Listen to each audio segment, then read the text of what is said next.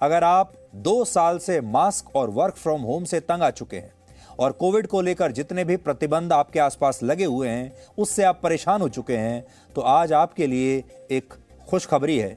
यहां से नहीं आई है, वो आई है ब्रिटेन से। लेकिन हो सकता है कि अगर ब्रिटेन में ऐसा हो गया तो हमारे देश में भी कुछ दिनों के बाद हो जाए। ब्रिटेन में अब ना तो मास्क लगाने की जरूरत होगी अगले हफ्ते से, और ना ही किसी को वर्क फ्रॉम होम करना पड़ेगा, और सार्वजनिक स्थानों पर जाने के लिए वैक्सीन सर्टिफिकेट दिखाने की भी आवश्यकता अब ब्रिटेन में नहीं होगी। यानी ब्रिटेन में अब सब कुछ कोरोना काल से पहले जैसा हो जाएगा, क्योंकि ब्रिटेन के प्रधानमंत्री बोरिस जॉनसन ने लगभग सभी प्रतिबंधों को वहां समाप्त कर दिया है, और वर्क फ्रॉम होम का नियम तो तत्काल प्रभाव से वहां पर हटाया जा चुका है। सेकेंडरी स्कूल में पढ़ने वाले छात्र छात्राओं को मास्क लगाने से मुक्ति दे दी गई है। यानी स्कूल में भी, सेकेंडरी स्कूल में जो छात्र पढ़ने जा रहे हैं उन्हें भी मास्क की आवश्यकता नहीं है। और ब्रिटेन के सभी नागरिकों को यह कह दिया गया है कि 27 जनवरी से किसी को भी क्लब, रेस्टोरेंट्स जैसी इंडोर जगहों पर मास्क लगाकर जाने की आवश्यकता नहीं है। यानी किसी भी इंडोर जगह पर अगर आप जा रहे हैं, सार्वजनिक जगह पर, तो अब मास्क की आवश्यकता नहीं है। और भीड़ भाड़ वाली किसी भी जगह पर वैक्सीन सर्टिफिकेट दिखाने का नियम भी वहां से अब पूरी तरह हटा लिया गया है, क्योंकि वहां 60% से ज्यादा लोगों ने बूस्टर डोज लगवा ली है, जिसे ब्रिटेन की सरकार कोरोना से सुरक्षा के लिए पर्याप्त मानते हुए लोगों को मास्क और सोशल डिस्टेंसिंग के नियमों से अब मुक्त कर रही है। तो जैसा हमने आपको बताया, mandatory certification will end. Organisations can, of course, choose to use the NHS COVID pass voluntarily, but we will end the compulsory use of COVID status certification in England.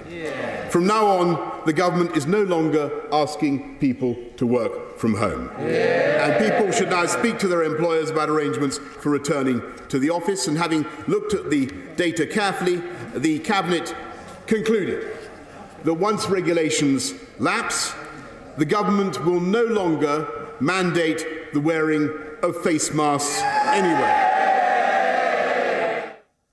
तो देखिए, ब्रिटेन में अब 60% जो लोग हैं वो तो बूस्टर भी लगवा चुके, 2 वैक्सीनेशन के बाद अब बूस्टर भी लगवा चुके हैं, और अब उन्हें लगता है कि वो पूरी तरह सुरक्षित हैं।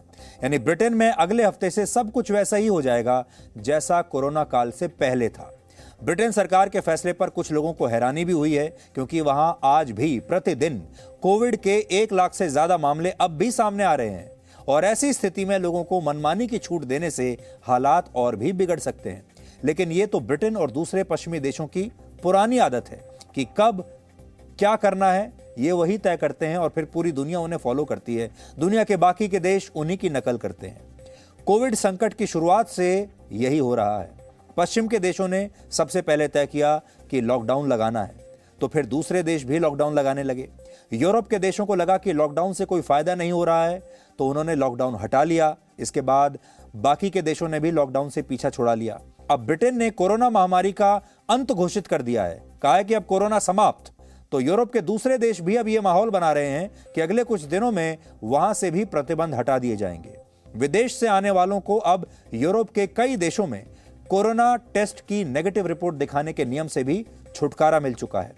पश्चिम के देशों ने ही क्वारंटीन का समय पहले 14 दिन तय किया था WHO के साथ मिलकर, और सभी देशों ने उसके बाद उसे अपने यहां फॉलो किया।